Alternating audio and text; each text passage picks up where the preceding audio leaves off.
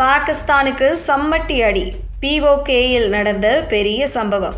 கையை பிசையும் ஷெரீப் அரசு. பாகிஸ்தான் ஆக்கிரமிப்பு காஷ்மீரில் தொடர்ந்து நடைபெற்று வரும் மக்கள் போராட்டத்தில் பேசிய தலைவர் ஒருவர் பாகிஸ்தான் இராணுவத்தின் மீது அடுக்கடுக்கான குற்றச்சாட்டுகளை சுமத்தியுள்ளார்.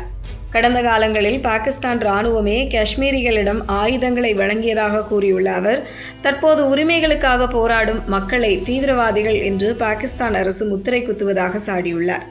அவரது குற்றச்சாட்டுகள் பெரும் பரபரப்பை ஏற்படுத்தியுள்ளது. இந்தியாவின் ஒரு பகுதியான காஷ்மீரை பாகிஸ்தான் சட்டவிரோதமாக ஆக்கிரமித்து வைத்துள்ளது அனைவருக்கும் தெரியும். இதற்கிடையே அந்த ஆக்கிரமிப்பு காஷ்மீரில் பாகிஸ்தான் அரசுக்கு எதிரான போராட்டங்கள் வெடித்துள்ளது. பாகிஸ்தான் அரசுக்கு எதிரான மக்கள் போராட்டங்கள் 24வது நாளை எட்டியுள்ளது. போராட்டத்தின் ஒரு பகுதியாக ராவல்கோட் ஈத்கா மைதானத்தில் நடைபெற்ற பிரம்மாண்ட கூட்டத்தில் உரையாற்றிய ஜாயிண்ட் அவாமி ஆக்ஷன் கமிட்டி தலைவர் சர்தார் அமன் கான், பாகிஸ்தான் இராணுவம் காஷ்மீர் பண்டித்துகளுக்கு துப்பாக்கிகளை வழங்கியதை வெளிப்படையாக குற்றம் சாட்டினார். அவர் மேலும் பேசுகையில், காஷ்மீரிகள் தங்கள் கைகளில் துப்பாக்கிகளை வைத்திருந்ததற்கு பாகிஸ்தான் இராணுவமே முழு காரணம். அவர்கள்தான் துப்பாக்கிகளை வழங்கினார்கள். ஆனால் இன்று பாகிஸ்தான் அரசு எங்களை தீவிரவாதிகள் என்று அழைக்கிறது.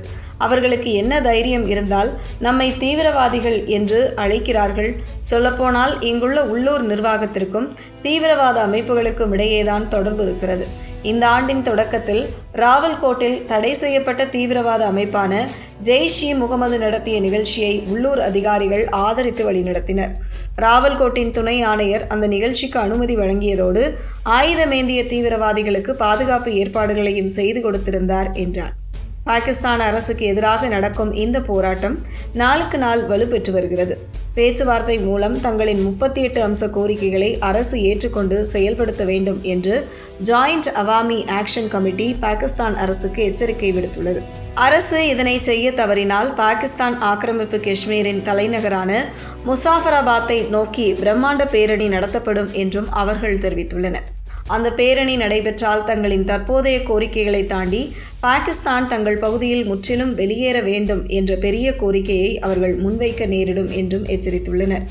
ஆக்கிரமிப்பு காஷ்மீர் முழுவதும் மக்கள் கூடுதல் உரிமைகள், பொருளாதார வளர்ச்சி மற்றும் நிர்வாக சீர்திருத்தங்களை கோரி தொடர்ந்து போராடி வருகின்றனர். அண்மை காலத்தில் பாகிஸ்தான் அரசுக்கு எதிராக நடந்த மிகப்பெரிய போராட்டங்களில் ஒன்றாக இது பார்க்கப்படுகிறது. தொடக்கத்தில் மின்கட்டண உயர்வு, கோதுமைக்கான மானியம் ரத்து செய்யப்பட்டது மற்றும் வரலாறு காணாத விலைவாசி உயர்வு ஆகியவற்றுக்கு எதிராக தொடங்கிய இந்த போராட்டம் தற்போது அரசுக்கு எதிராக திரும்பியுள்ளது. அரசு முறையான நடவடிக்கை எடுக்க தவறியதே நிலைமையை மோசமாக்கி இருப்பதாக மக்கள் சாடுகிறார்கள்.